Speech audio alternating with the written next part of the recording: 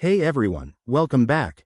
If you're here, you're probably pulling your hair out because Roblox keeps disconnecting with error code 2025, right? Don't worry. I'm going to walk you through some simple, effective fixes to get you back in the game in no time.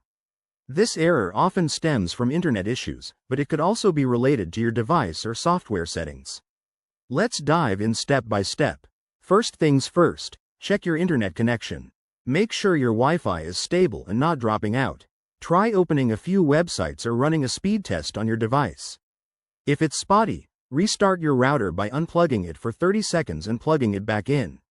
This quick reset often works wonders for connectivity problems. Next, restart your device, whether it's your PC, laptop, console, or mobile. Sometimes, a simple reboot clears temporary glitches that might be causing the error. Once you're back up, launch Roblox and see if the issue persists. Now, let's update Roblox. Outdated software can lead to compatibility issues. Open the Roblox app or website, go to Settings, and check for any available updates.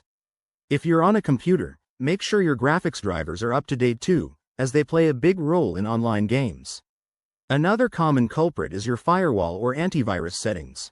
These can block Roblox from connecting properly. Temporarily disable your firewall or add Roblox as an exception in your security software.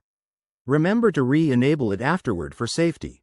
If that doesn't do the trick, try switching your network, maybe use a mobile hotspot instead of Wi-Fi, or vice versa.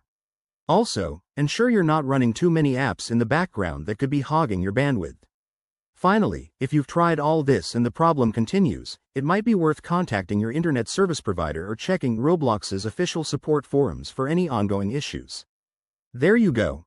That's how you tackle error code 2025. I hope this helps you get back to enjoying Roblox without interruptions. If it did, smash that like button, subscribe for more tech tips, and drop a comment below if you have questions. Thanks for watching, and I'll see you in the next video.